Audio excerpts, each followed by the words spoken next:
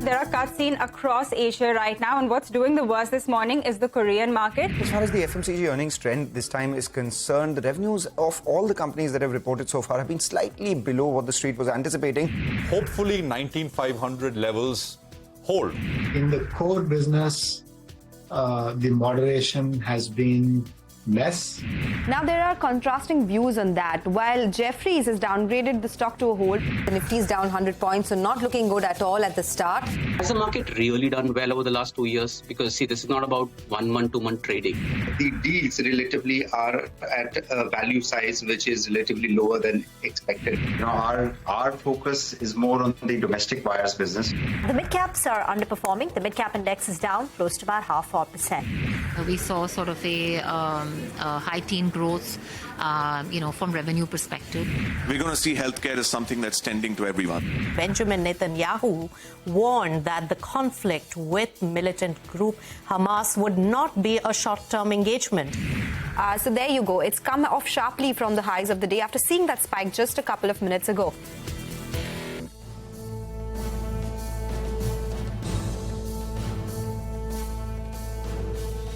That was the day so far. Hello and welcome to Closing Bell live from the CNBC-TV18 Motilal Oswal studio. I'm Reema Tendulkar. With me is Surabhi Upadhyay and Nigel D'Souza, and we're counting down to the last 1 hour of the trading day and the week with the news that the Nifty Bank is now back in the green, guys. Well, that's right. And, despite having the Nifty Bank in the green, the Nifty is still under pressure, telling you the texture of this market. So individual stocks are doing well.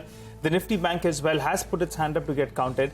But still, the Nifty is down close to around 80 points odd. So, that's telling you that the markets are a little bit nervous, at least in the near term, till we get some kind of clarity, particularly on the global front. Domestically, things are still looking up, but I think the globe continues to be a worry, and that's what's going on. But the good part is, considering we've got big earnings tomorrow from the financial space, the likes of Kotak Mahindra Bank, at least the street is going into those earnings a lot more sanguine, right? Yeah. There is some comfort when the stocks go into their earnings on a weekend at closing at the day's high. Yeah, and till now, fingers crossed, we haven't seen any howlers or any major disappointments on BFSI. So hopefully that will simply continue. And Bandhan was a smaller bank, smaller sort of entity, and perhaps it is being seen as an isolated case in terms of that microfinance pressure. But anyway, let's come back and look at what's happening here for us. By the way, markets in Europe are trying to stage a bit of a recovery from their opening lows, and that's also kind of having a bit of a rub-off effect. Could explain why some parts of our market, like banking, for instance, are trying to stabilize. That's the CAC still down. There's no taking away from that, but off the lows, the opening lows. Anyway, on the Nifty, if we talk about the gainers, actually it's only banks and Nestle which is carrying on some of the good work from yesterday. Nestle is up another 1% today. There's one IT stock, that's TCS, that's managing to bat for the bulls.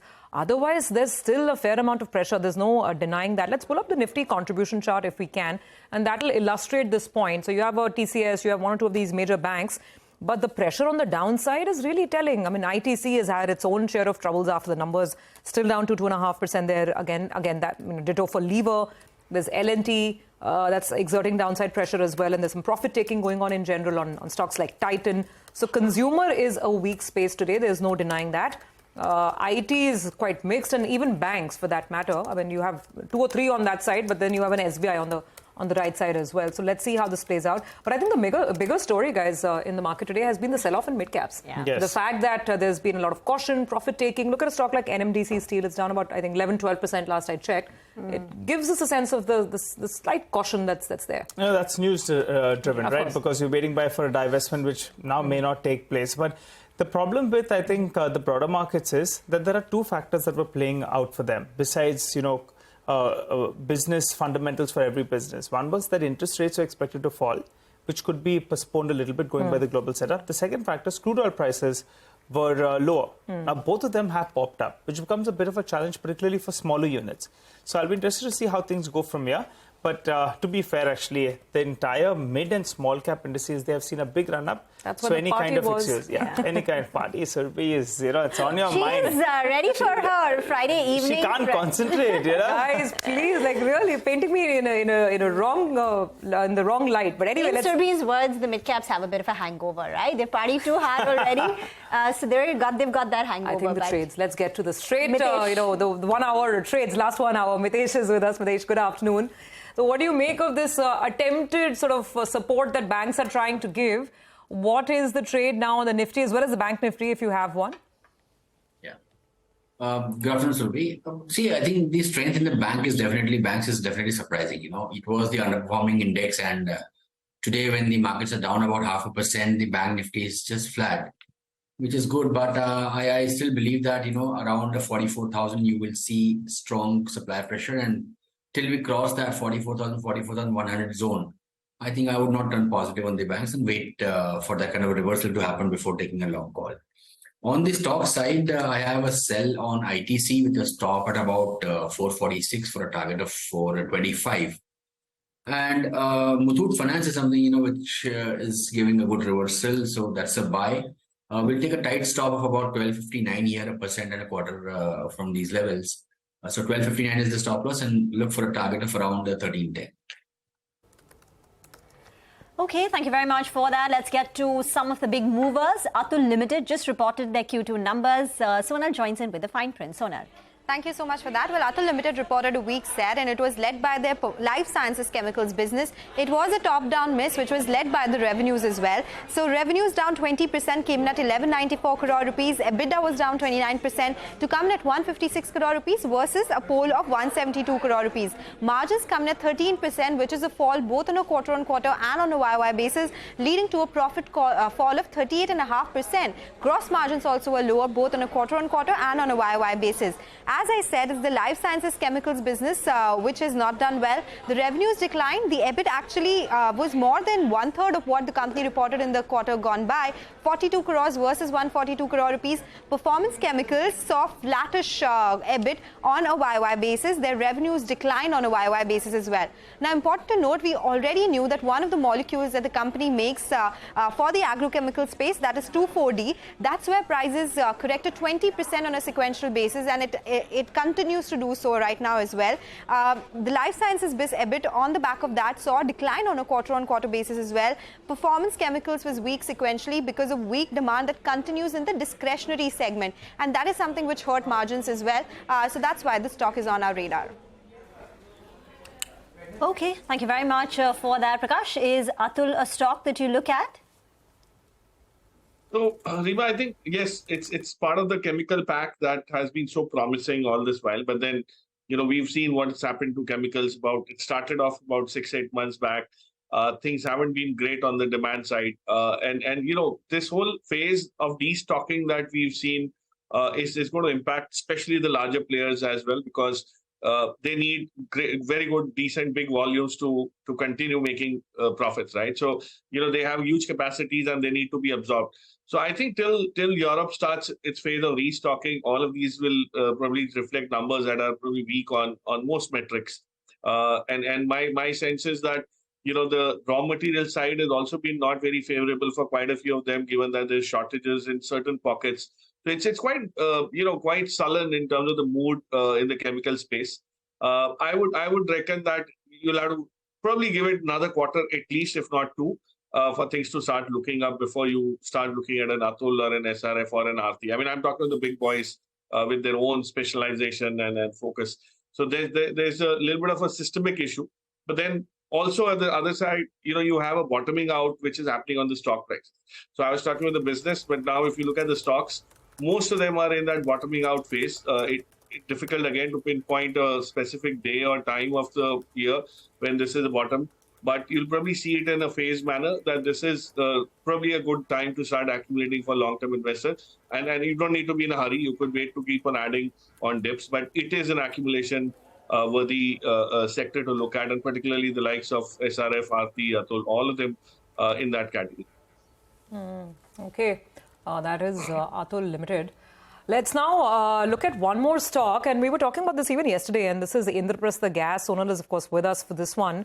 Sonal, just jog our memory again and tell us if there's any fresh input. The trouble and the problem is that Delhi seems to be going the EV way, and a lot of cab aggregators have been set stringent time targets for this, right? Oh, yes. So, the fact here is that the stock price has fallen around 5% yesterday. It's down 11% today itself. So, 15% shaved off in last 2 days. But the erosion that we've seen in market capitalization is much more than what the absolute impact on EBITDA be. So, that's what I wanted to highlight as well. Yes, it will be negative, but there are execution challenges. And looks like the stock is pricing in way more than the impact that could be actually on the P&L as well. Just taking you through some numbers. So, market cap loss in last 2 days has been around 4,200 crore rupees. But if we look at the volumes, total CNG volumes of the company were at 6.1 MMSCMD, out of which cab aggregators are around 30% of the total CNG volumes for the company. 50% of these cab aggregators, they are not registered in Delhi, so they will not have to make that switch to EV according to the guidelines. So volumes impacted on an average would be around 1 MMSCMD, which is around 15% of the total volumes. Now, ICICI Securities says that assuming the EBITDA per unit would be around 7.2 rupees per SCM, this would mean an impact of 270 crore rupees on the EBITDA when their EBITDA estimates for FY25 are 2,500 crore rupees. This is when the new geographies and new volumes will start kicking in as well. So the impact on market cap has been much more than what the P&L shows right now. Citi says that even in worst case scenario, nil consumption by this segment over the long term could impact this discounted cash flows by 5 to 6%. We've seen a fall already of 15%. Stocks correction therefore prices in the risk that we've already seen. Jefferies, however, has a different view. They think that EV risk will continue to remain. They downgraded FY25, FY26 EPS by 7 and 9%. And again, the fall has been much higher. So just wanted to highlight that yes, it is a risk. The stock, though, lower by 11% today. On the back of that, MGL also is down 8% of a possible risk. But there is none in Maharashtra right now. But we are seeing a big fall there. No, absolutely. And great that you pointed out some of those numbers, because that context really helps to try and ascertain what could be. And remember, the operative word here is could, because this kicks in a while later. Prakash, hi, good afternoon. You heard some of the points that Sonal made, and there's an argument on both sides, Citi's being a little more optimistic than the others. Which camp would you be in? What's going in IGL's favor is that the stock hasn't gone anywhere all through this year. It hasn't rallied in any case. And now comes this. No, absolutely, Survi. Good afternoon. So I fully agree that it's a bit overdone. If you actually have traveled to Delhi, you would have seen that most gas stations have a long queue for all these cabs wanting to kind of get themselves refilled. And, if that has to reduce and, IGL were to kind of lose such a big business, I don't think so. There are always optionalities around the assets that they have. The assets are fully depreciated. It's not that, the sweating of the assets is going to make a big difference. They could start looking at expansion elsewhere. And remember, private car ownership and being run on CNG is a big improving trend. You look at the models that Maruti has in the B and the C segments, and there's some of them which are fairly well placed in terms of, growth expectation also. A lot of them rely on CNG. So it's not that, what the cab aggregators will stop using is going to be a waste. In fact, most of these network of stations that IGL has at such critical, locations can also be used for EV charging in some, foreseeable future. So, there's always something which will come in handy. There's nothing absolutely to worry about just because one segment has been asked to shift to an alternative fuel or energy source.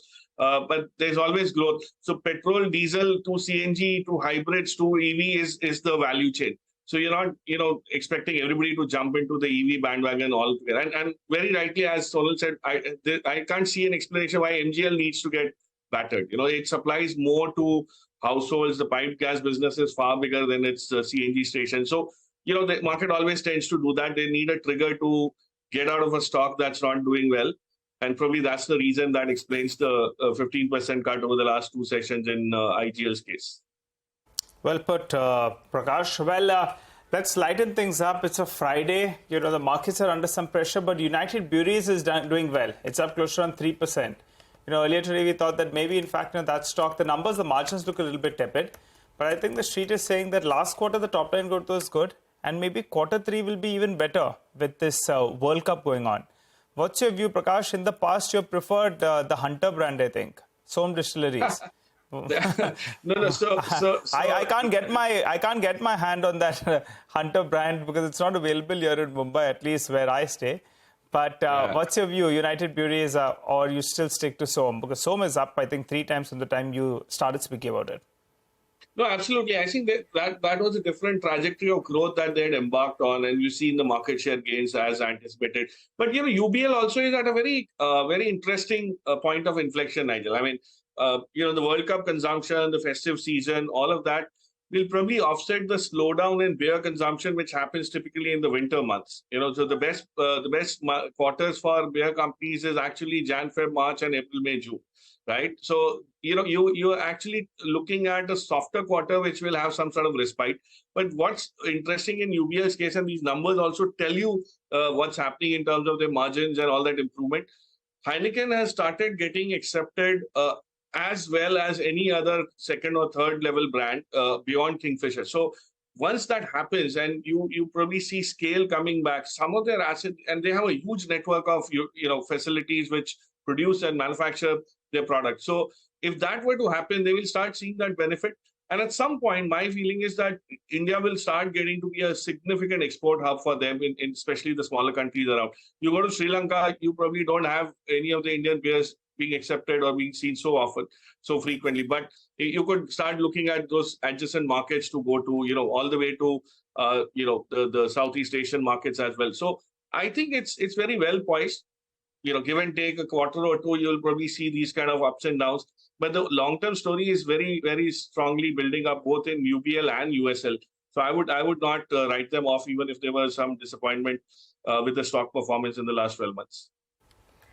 Okay, need to get into a very short break. By the way, you guys remember we've discussed Cyient in the past, that amongst the ER&D companies, Cyient, because its valuations were cheaper than a KPIT Tech or an L&T Technology, Cyient had gotten re-rated. And the stock has doubled year to date. But today, post those numbers, you are seeing that, knock on the stock. What the company did is they said that now we'll be growing at the lower end of their guidance. It was 15 to 20%, so now perhaps they'll be closer to 15%. The problem is their communication vertical. But even to achieve 15%, the company needs to do a little more than about 3.5% in Q3 and in Q4, which according to analysts is on the higher side because December is generally a weak quarter with the holidays, fewer working days, etc. So according to analysts, even achieving the lower end of the guidance is a bit aggressive. Just keep this on your radar because of the kind of outperformance it's put in vis-a-vis, generally in the IT pack. We'll get into a break. On the other side, we'll chat with Prakash. We'll also invite Rupen Rajguru, Head of Equity Investment and Strategy at Julius Baer. Stay tuned.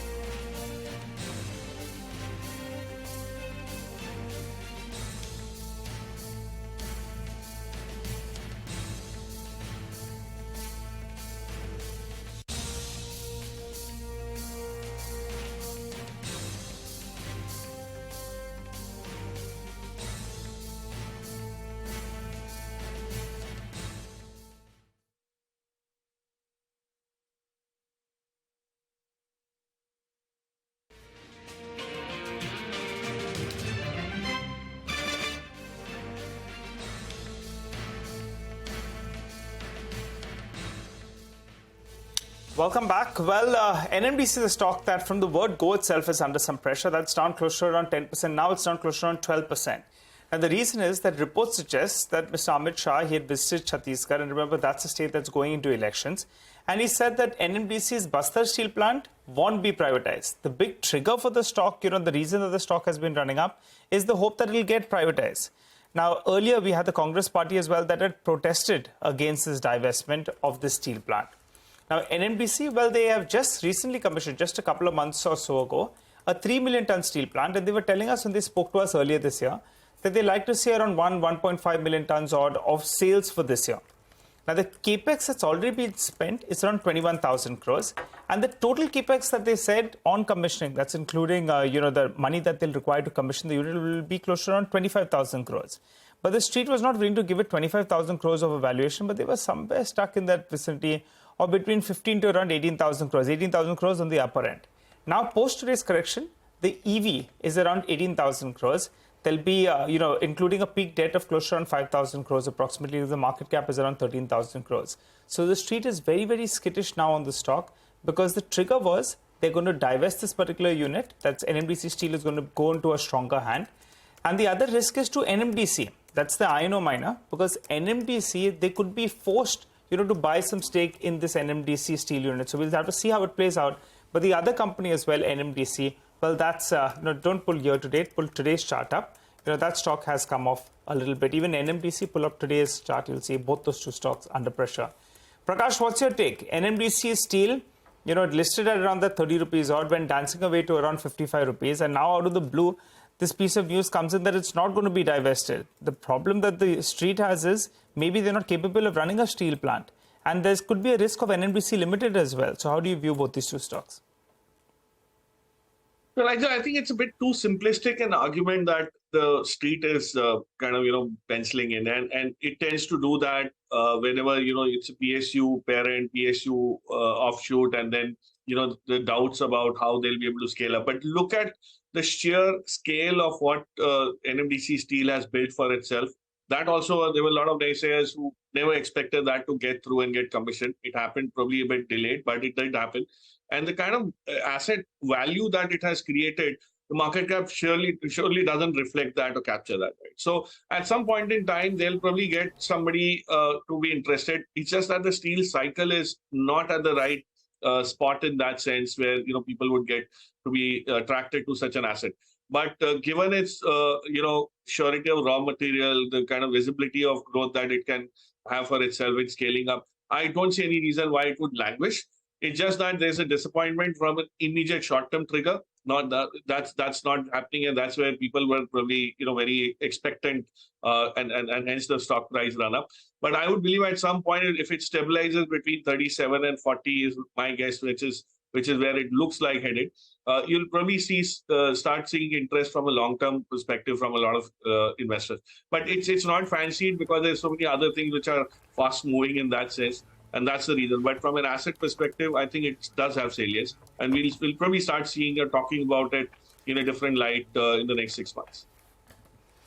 Okay, thank you very much for that. Let's go across to Ritu now. Kotak Mahindra Bank, that's surging in trade ahead of its Q2 results expected tomorrow on a Saturday. Ritu's here to walk us through the key expectations. Ritu. Kotak Mahindra Bank is expected to report a 21% plus growth in profits for the quarter compared to the same period last year, led by higher interest income and a double-digit growth in loans. Our poll shows that the profit could come in at 3,124 crore rupees, up 21.2% year-on-year and down 9.5% sequentially. The net interest income, the core income of the bank, that is seen rising by 22.5% during the quarter to 6,249 crore rupees. Now, in terms of the key things to watch out for, loan growth is expected to be strong. Nomura estimates a loan growth of 15.8% year-on-year for Kotak Mahindra Bank. Again, margins could come under pressure, with some expecting almost a 15 basis points decline sequentially. Operating profits could also see some decline during the quarter. Provisions are also expected to be lower sequentially. Asset quality could see some marginal improvement. Motilal Oswal, for instance, expects a gross NPA ratio of 1.7%. Slippages are seen at 1,250 crore rupees as per Nomura's estimate. Also, watch out for any commentary from the management on loan growth ahead. I would also want to hear from the management about the leadership transition, while RBI's nod on the new CEO is awaited. All right, Ritu, well, that is Kotak, but it's a heavy Saturday when it comes to bank earnings, right? Because we'll be also hearing from ICICI Bank. What are the expectations there?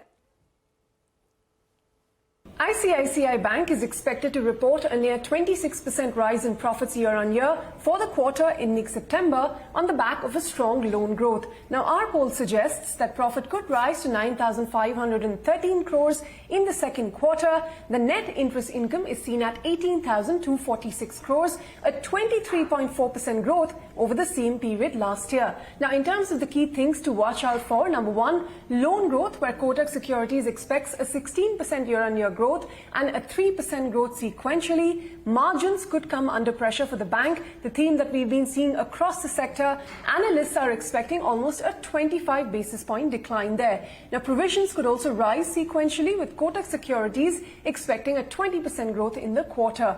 Slippages are seen near 5,000 crore levels, marginally above what we saw in the first quarter. The street is also going to be watching out for where these slippages come from, though, and if there are any surprises here.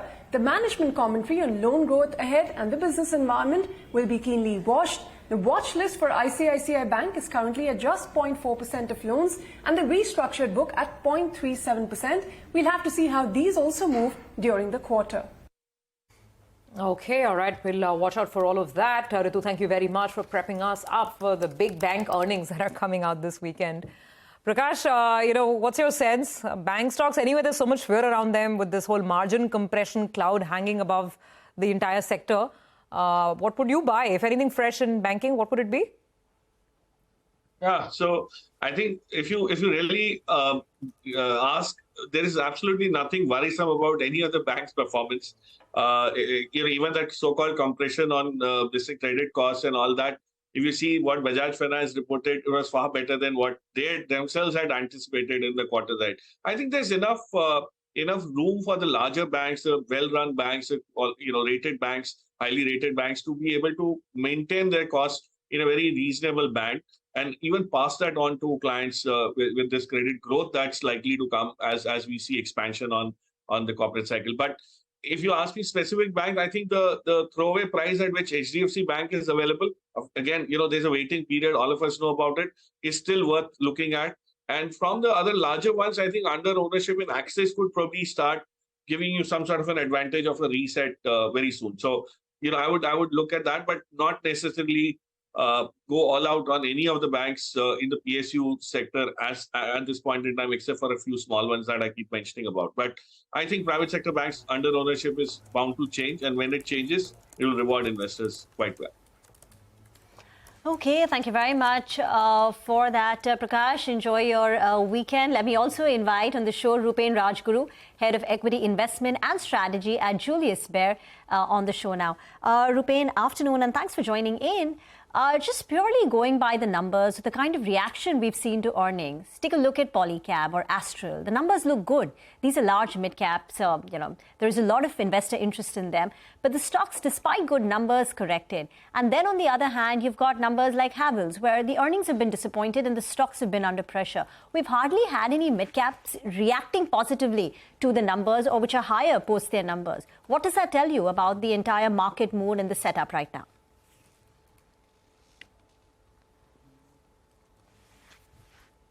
You're on mute, Rupen. Sorry. Hi, Arima. Afternoon. So this is the classic case of, sell on news. So all the companies which you mentioned, while the numbers were really probably in line with the expectation, but let me tell you, the expectation itself was pretty high. And on top of it, the valuations of these companies also were trading at a reasonably high or probably at an all-time high level as far as valuation is concerned. So what happens typically, markets do tend to anticipate, the future in the current price. So from some of the numbers, when numbers were not good, the expectation is typically that the future, probably the worst is there. And, going ahead, the market will be rewarding that stock. So that's a classic way typically market behaves, Rima. This is not for the first time we are seeing it. Probably we have seen this theme playing earlier as well. No, it's played out earlier, but the question is, does that mean that since everything appears to be priced in, the good news, there is a bit of a correction which is imminent now? And what could that be? How long would it last? What could be the extent of this somber mood in the mid-caps? There is hardly any somber mood per se, Rima, and I'm sure a lot of guests on your show would have talked about the impending correction in the small and mid caps. And if we just pause for a moment and let's go back, say, 18 months, wherein assuming if we had a perfect foresight and somebody would have told us that in next 18 months there will be 2 wars. The US will see the fastest ever pace of rate hikes from almost 0 to 5%. What would you do? I think the big question would be, okay, we'll stay away from the risk assets, and if at all we want to be, we'll stay away from mid caps and small caps. But all those things have played out, and what has happened? Probably Nifty is up actually 10+%, and mid and small caps are up 20-30%. So despite all these news flow, they have done phenomenally well, and they have all got significantly re-rated. So here again, it's not purely that liquidity which was driving them, but also the numbers. As some of the companies you mentioned posted quarter-on-quarter very strong numbers. But beyond a point, the re-rating can only take you so much, right? And then it has to consolidate. So net-net, just to prove a point here that at the current juncture, what I probably also, when I was in your channel last time I spoke, that mid and small caps will have to take a pause. It can also correct from here because they have gone up significantly, and probably at this juncture, large caps are preferred. All right, Rupen, just stay with us. We have Lotus Labs, the numbers that are flashing on the screen, and prima facie, this appears like a big miss because the EBITDA number we were factoring in is closer to around 300 crores. And the EBITDA number that our team has calculated, well, it's a little sub of 200 crores approximately. So I think we need further clarity out there. But prima facie, both the EBITDA number and the net profit number, they're much, much lower than what we were working with. The revenue number as well, that's a miss of close to around 150 crores as well. So 150 crores, that's a 10% miss on the top line. The EBITDA number is a bigger miss. That's a 30-40% miss in comparison to what we were working with. And the net profit number as well, much, much lower. So it appears it's a top-down miss, but we need to understand why at the EBITDA level there's such a sharp fall. Is there any kind of one-off? For the time being, the stock is not reacting much. It's down only around 1%, But these numbers, prima facie, look very, very disappointing. I think Ekta will try to join in fact, give us further clarity on that one. Rupen, one set of numbers that has come out is from the IT pack. This morning, we had a lot of mid-cap IT companies that were talking to us. So it appears decision-making is a little bit slow, though the order pipeline looks quite good. How would you approach them? IT as a space, will you go with the mid-caps, or do you see further safety in the large-cap names? Hi, afternoon, Nigel. In IT, there has been a perfect conundrum wherein large caps actually have continuously probably disappointed on their guidelines, or rather the guidance, wherein for last 2 quarters we have seen large companies cutting their guidance, and at the same time the overall TCV, that is the total contract value, is probably at its all-time high. So somewhere there is you have contracts, but execution is not happening.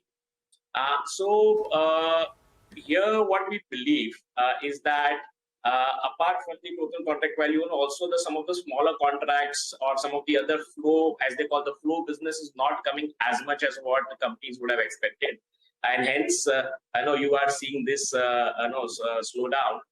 But here probably I would say we have seen this kind of cycle also playing out in particularly in large cap IT companies, wherein I think now scale is becoming a probably hindrance for the kind of growth which we are used to in that.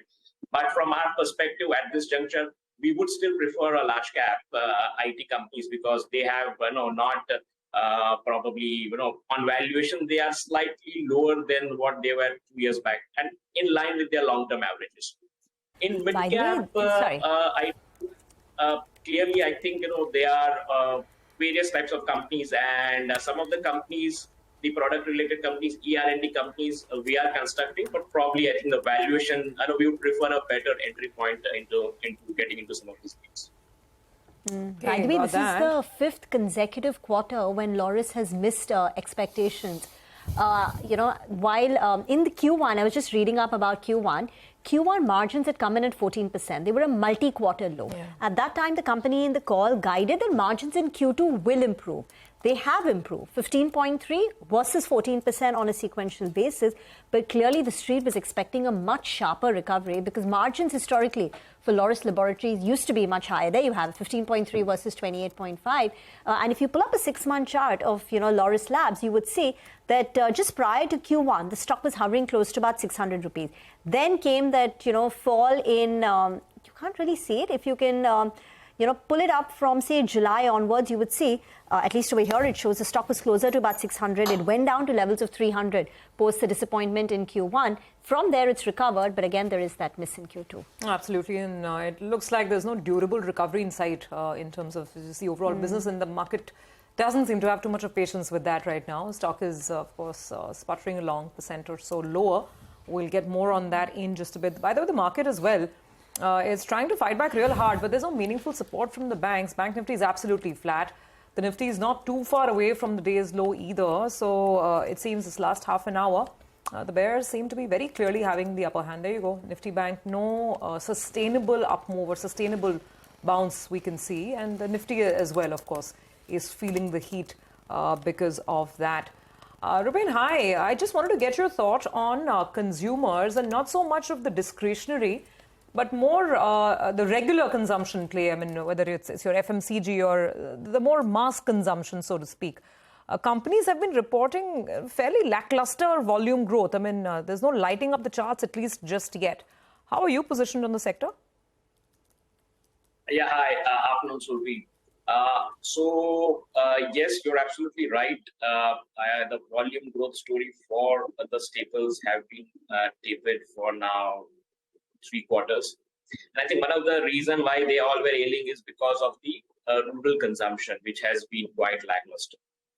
What we believe going ahead, I know while this quarter also, if you see the earnings were hardly the low single-digit volume growth we have seen.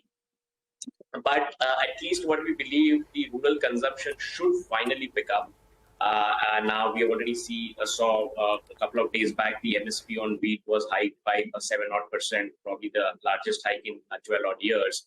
And as we are like 7 months away from the general election, and we would definitely see the government, which was very much focused on capex, probably now will spend, I think, incrementally more amount of money into giving it in the hands of the people. So we might see some bit of rural recovery coming out there. And also to add it up from a purely stock market perspective, if we get into more uncertain global environment, FMCG staples would be a good hiding place. So while on a fundamental basis, on a long-term basis, we are not very positive on them, but purely on a tactical basis for next few months, considering the global uncertainty as well as incremental delta for them, once the rural recovery comes through, this segment can do well for next couple of quarters. Okay, all right, Rupen, appreciate you stopping by and filling us in with your views. Wishing you a good Friday evening, a pleasant weekend ahead as well, and we look forward to having a chat with you. Hopefully by then, some of these headwinds for the markets could have cleared out. Well, for the time being, we slip into a short break. On the other side, we'll get D-Street chatter. Nimesh will be joining in to give us his inputs. Our technical experts as well will be back with us.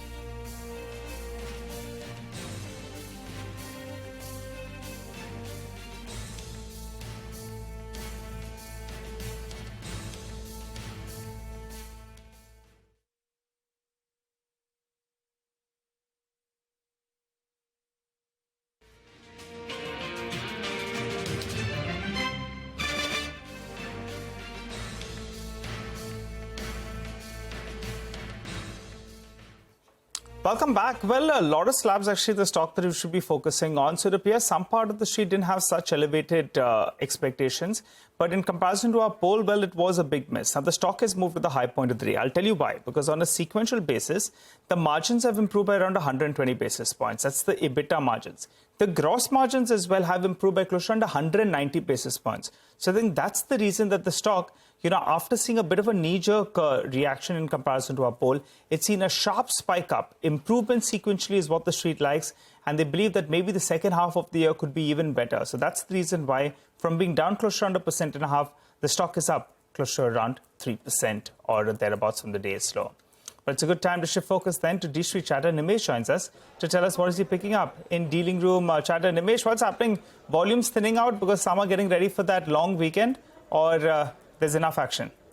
Well, there is action, Nigel, clearly from a flow perspective, there is clearly action both from FIs as well as the DIs. But, I guess now it looks like finally market is reacting to the weak global cues. For a good long time, we've been ignoring the global data and outperforming the global markets. That seems to be a bit reversing now. So, and that's first signs are clearly visible in the broader markets. A lot of cracks in the broader market stocks today, which have really rallied very hard. So, the mid-cap index is down more than 1%. So is the case with the small-cap index as well.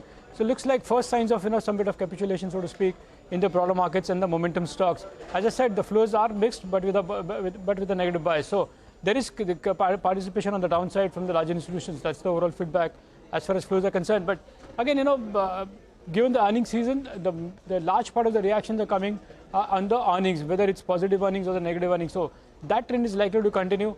But from a broader market perspective, maybe it's a Friday phenomenon, but there are first signs of some bit of selling pressure and bit of capitulation as well in the broader markets. Okay, some signs of capitulation. What about individual stocks, Nimesh? What have you picked up for today? In terms of individual names, the first stock on my list is Shami Hotels. The anchor lock-in got ended today, and on the back of that, there is a bit of selling pressure as well. But remember, there were some marquee names who had invested in the anchor book and in the IPO. So under pressure for the last many days, but today's selling pressure is largely because the anchor lock-in has got over for some investors. So that's the first one. The second stock is JTL Industries. Been consolidating in a very narrow range, but the indication is there could be a large block in JTL Industries very soon. So that's something to track going forward. The third stock is Alembic Limited, the smaller one. That stock is under pressure today. Been under pressure for the last couple of days, but I understand a large part of the selling pressure from a domestic mutual fund seems to be largely getting over with today's volume. So that is something to try going forward. And the last one is Tata Communications. Why today the stock has been a big outperform, but today the stock is down on the back of weak Q2 and some supply pressure as well. So at these levels, there is a bit of selling pressure from larger FIs in Tata Communications. It's a thinly traded stock, but expect high delivery volumes on the back of that selling pressure.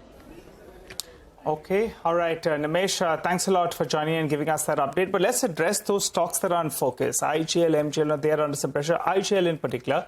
We're currently joined by the Delhi Transport Minister, who's joining us on the show, Mr. Kailash Gehlot, joining us to discuss more on the Delhi EV policy draft. Hi, sir. Good afternoon. Thanks so much for joining in. Appreciate you spending some time with us. Well, give us a couple of basic details. What's the reason that you want to shift this entire thing to EV? By when for cab aggregators? And also, more importantly, what happens to the current aggregators who have CNG fittings?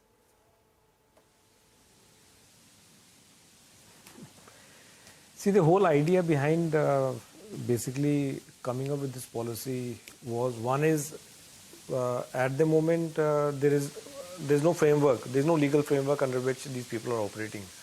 So one was to have a legal framework or policy or a scheme under which these people operate, keeping in mind the safety of passengers. And the other target objective behind this entire thing was, since we have kept the targets for conversion. If you have a look at the policy and the chart which is there, so broadly one is that beyond 2030, all the vehicles which are in the fleet of aggregators, whether in the passenger category or in the delivery, they have to be electric.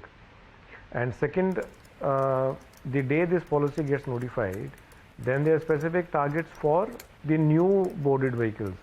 Means if you are adding a new vehicle to the fleet, so suppose if somebody already has 100 vehicles, and if they are going to add one more or two, then some percentage of it has to be electric. But by the end of the 4th year, if you are going to increase your fleet size, then that has to be electric vehicle only. So I'm just trying to differentiate and giving it clarity. So there are two aspects to it. One is the existing fleet, and the other is when you are going to increase the existing fleet. So there are specific targets for both. So it's going to be in a gradual, phased manner. Got that point for both the existing and the new cabs that you add. So what is the argument against the... Have you heard of any pushback? Because the current cost premium of EV over ICE is quite significant, and the break-even takes some time, a fair amount of time. So has there been any pushback to this draft policy that you've heard from cab aggregators? And the question number 2 is, what happens next? Sequentially, what's the... you've put out a draft now. What are the next steps? No, this is not a draft. This is the final. Draft was published. It was put up in public domain almost 2-3 months back. And in fact, we've had at the department level also, and at my level also, we've had multiple stakeholder meetings, even physical meetings, even on video conference call. So we have taken feedback from every stakeholder. See, as I said, there are multiple objectives of this entire scheme, but one of the most important objective, if we are fighting against the pollution, then we are trying to put in the targets and timelines wherever we are getting an opportunity. So we had an opportunity in this cab because a private vehicle doesn't travel so much as compared to a commercial vehicles. All the commercial vehicles, whether they're taxis or in the delivery segment, including our public transportation buses also, I mean, they'll end up traveling anywhere from 150 to 200 kilometers every day.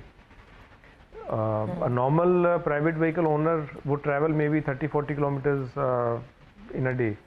So our objective and target is to push those vehicles in the commercial segment so that we increase the number of electric vehicles and we reduce the pollution also. Absolutely. Sir, so I just want to, for the sake of clarity, ask you about the overall EV policy. I mean, not just cab aggregators. Loud, I'm not able to. Sir, am I more audible now? Yeah, you're more audible now. Okay. Sir, let's talk beyond cab aggregators. Let's talk about Delhi transportation overall.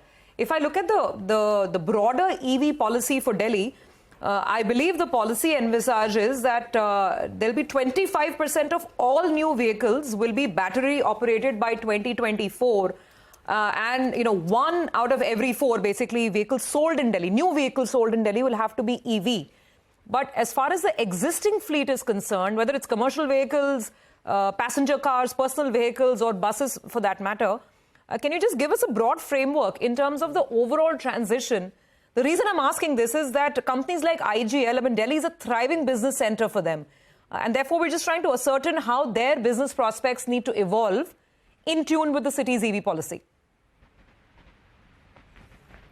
No, I think we have had a very interesting, exciting journey since 2020 when we launched the electric vehicle policy. And these are not my words. Everybody has appreciated the electric vehicle policy because it was a policy not just on paper, but we executed it very nicely. And since then, if you remember, in 2020, the percentage of electric vehicles was, I think, barely maybe around 2%. So from 2%, I think we are now almost at 10% or maybe more. In fact, in December 2022, the registration went up to almost 16%. So gradually, the number of electric vehicles registration has been increasing. And I think we have taken all the pains of promoting, educating people, making them aware of the advantages of electric vehicle vis-a-vis the pollution, reduction in pollution, because they are absolutely zero emission vehicles. So and knowingly we kept very aggressive targets. By 2024, in fact, we lost almost 1.5-2 years during the COVID. We could not do much. But still we are hopeful that by end of 24 we are able to achieve this target of 25% of overall registration vis-a-vis the electric vehicle registration. So now that is with respect to new vehicles that are going to be registered in Delhi. I want to just ask you, what about existing vehicles plying on the road? The way you have this EV conversion policy for existing cab aggregators, are you planning to bring anything with strict time mandates, similar time mandates for, say, commercial vehicles plying in Delhi, or commercial cars plying in Delhi?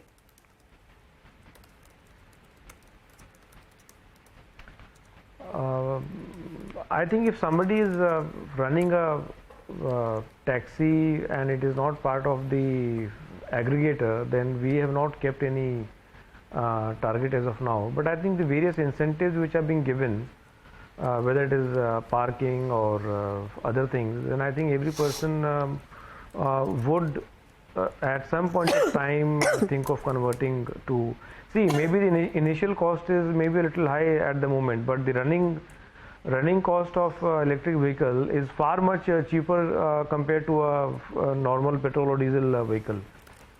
I do agree that the battery cost at the moment is on the higher side, but if you see even the charging, if you consider electricity as a fuel, then if you compare it with petrol or diesel, then it is almost negligible.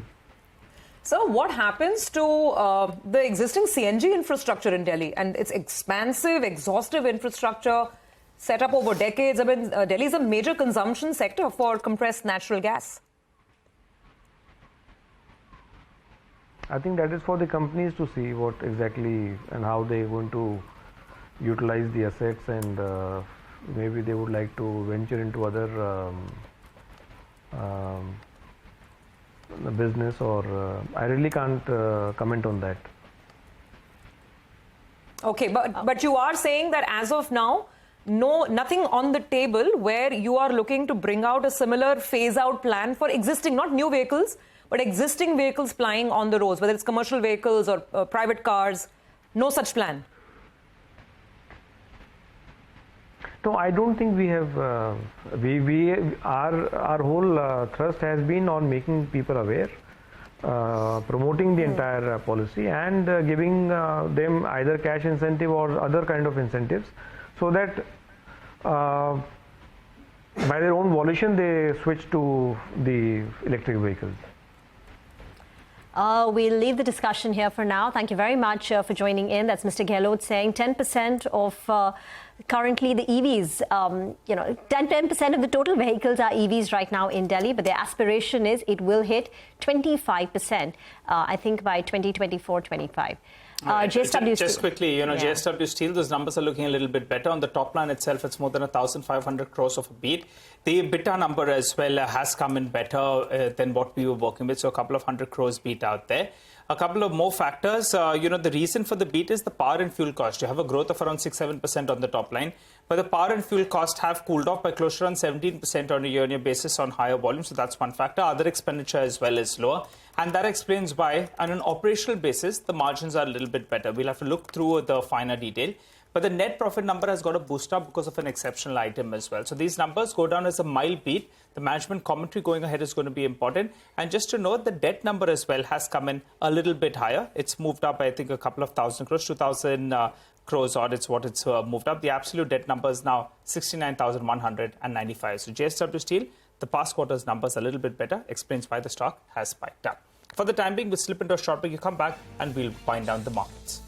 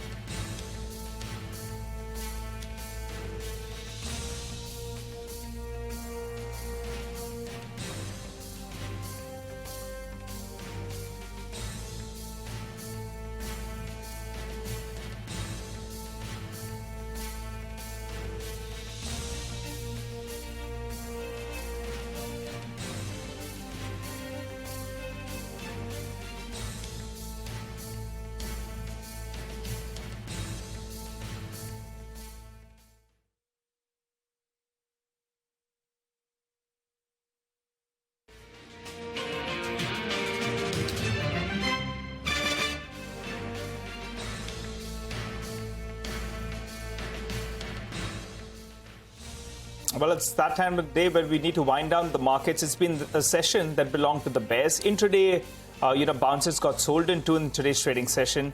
And the reason that the markets were under pressure is because ITC, the street didn't like those numbers. The stock was down closer on 3%. Tata Steel did pull back closer on 2.5%.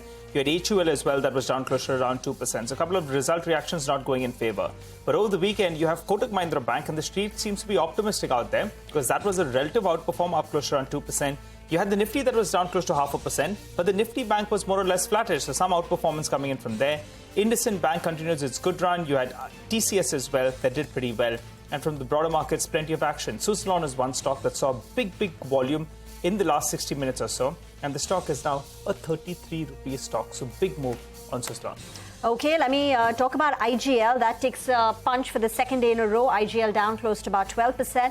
Other than that, you had earnings reactions coming through in names like Century Textiles, where the EBITDA is down 81%. Havells, Emphasis, Tata Communications, Cyient, PVR under pressure after reporting numbers yesterday, but today down close to about 3%. On the gaining side, strength in Tanla Platform, Zomato after that block deal, and just pull up Laurus Laboratories, where finally ending with a gain of about 1%, the street latching on to that recovery on a quarter-on-quarter basis. Okay, so some green tick for Laurus. I'll just mention a few more names.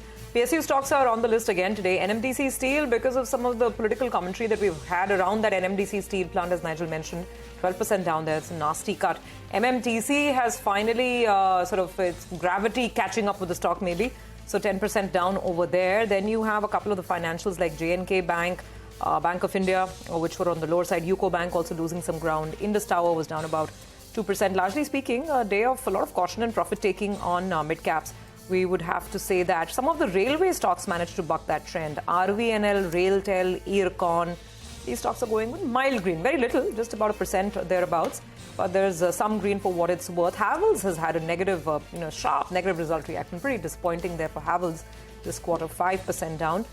Crompton, Voltas, all of those stocks actually ending lower. So that is the market today. The Nifty losing about 0.5%, not bad compared to the global concerns that we're surrounded by. Mid caps, of course, seeing a bigger knock. Well, with that, it's a goodbye from the entire team that puts Closing Bell together. But don't go anywhere because we have, of course, our Friday special Smart Money on the other side.